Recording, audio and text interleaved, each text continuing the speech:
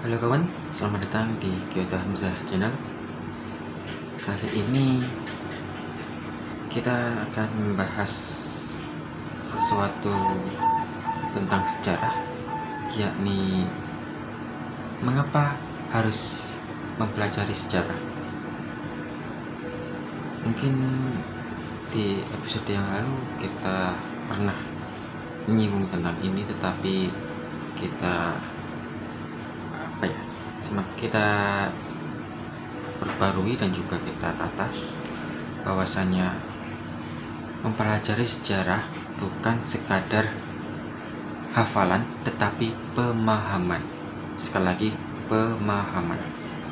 Lalu apa yang dipahami dari sebuah sejarah?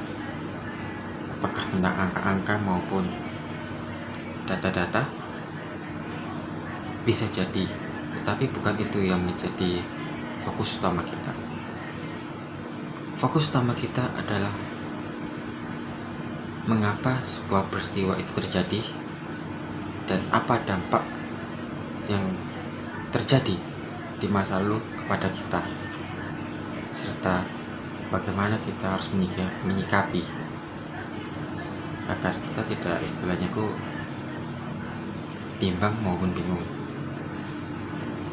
Kawan, kita selalu menyalahkan kejadian yang kita alami. Kita selalu istilahnya menyalahkan pihak lain, maupun kita bahkan menyalahkan Sang Pencipta atas kesialan yang kita alami. Terkadang apa yang kita alami itu bisa memang adalah sebuah pil pahit, bisa juga menjadi sesuatu yang menjadi pembelajaran untuk kita semua untuk waktu ke depan. Kita tidak tahu apa yang akan terjadi di masa lalu, kita tidak tahu apa yang terjadi di masa depan. Yang kita tahu adalah apa yang kita lakukan saat ini. Dan itulah definisi dari sejarah itu. Apa yang kita lakukan pada hari ini akan memiliki dampak besar di masa depan dan menjadi catatan penting bagi penerus kita. Kita selalu berpikir bahwasanya sejarah itu susah untuk dihafalkan. Padahal sejarah itu tidak dihafalkan, justru harus memahami. Dan memahami tidak harus menghafalkan, tetapi kita tahu maksud dan tujuan. Itu yang paling penting. Maksudnya ya inilah, kita mungkin kesalahan terbesar kita adalah mengkotak-kotakkan pelajaran dan tidak mengintegrasikan. Kita anggap sejarah itu berdiri sendiri, matematika berdiri sendiri, bahasa berdiri sendiri, fisika berdiri sendiri, padahal semuanya satu kesatuan dan saling menguatkan satu sama lain. Kawan tahu bahwasanya runtuhnya sebuah kerajaan, bangsa maupun masyarakat itu tidak hanya dilihat dari peninggalan maupun jumlah masyarakat yang tersisa, tetapi kebiasaan dan juga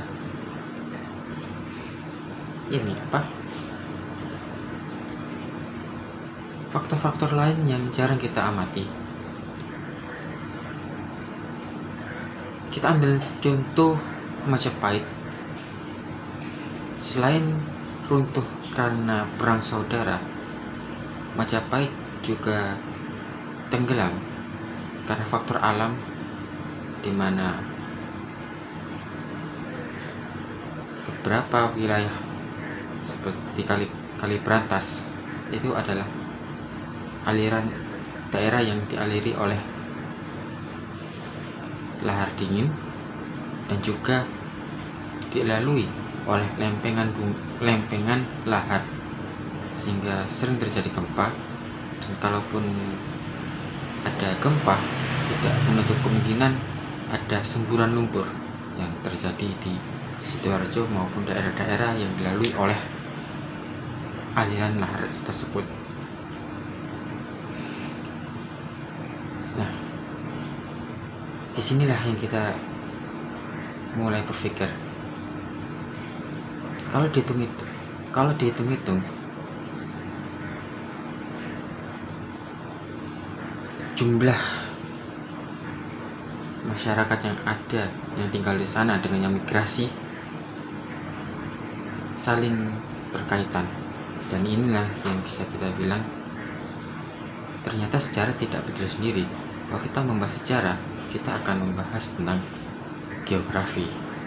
Seperti yang tadi, kita membahas sejarah akan membahas tentang faktor politik. Membahas sejarah juga membahas, tidak lepas membahas tentang ekonomi, sejarah ekonomi, dan juga banyak sekali faktor-faktor yang jarang kita amati, jarang kita pikirkan, ternyata saling terikat satu sama lain. Kawan, mempelajari sejarah itu seperti kita bercermin melihat diri kita sendiri. Kita tidak bisa menyalahkan orang lain, tapi kita bisa bercermin pada diri kita agar tidak seperti mereka. Kita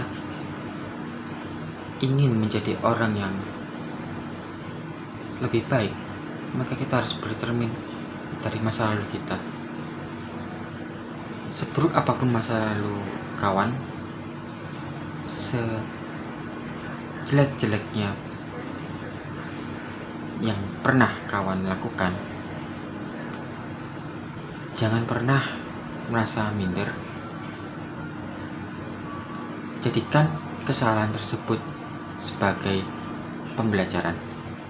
Kita boleh melupakan masa lalu, tapi tidak dengan perjalanan hidup yang lalu. Kita boleh melupakan sakit yang ada di masa lalu, tapi tidak boleh melupakan gejala yang ada di masa lalu. Sebab di masa lalu kita tengah belajar hidup, kita tengah menghadapi ujian dari Sang Pencipta agar bisa naik tingkat lebih baik daripada diri kita di masa lalu. Jadi itulah sejatinya mempelajari sejarah. Kita harus menjadi insan yang lebih baik. Kita tidak harus terjerumus dahulu di masa lalu yang buruk untuk menjadi lebih baik. Kalaupun itu sudah terlanjur, jadikan itu guru yang terbaik, karena tidak semua orang bisa mengalami hal seperti itu. Jangan pernah menyesali apa yang terjadi, karena setiap peristiwa pasti ada hikmahnya. Dan percayalah, di balik masa lalu yang buruk masih ada harapan di masa depan. Mungkin itu saja yang dapat saya sampaikan. Mohon maaf jika ada salah maupun penyampaian yang kurang. Saya mohon kritik, saran, ataupun pendapat dari kawan-kawan agar kita saling bertukar pendapat, bertukar ilmu. Karena di sini saya hanya orang biasa, hanya istilahnya sekedar berbagi pengalaman, berbagi hidup, berbagi perjalanan hidup, agar ya kita tahu manusia itu tidak sempurna, karena kesempurnaan itu hanya milik Sang Pencipta. Dan ketidaksempurnaan manusia adalah bentuk cintanya Sang Pencipta pada kita. Mungkin itu saja yang dapat saya sampaikan. Terima kasih. Saya Akil Hamzah, pamit. Salam.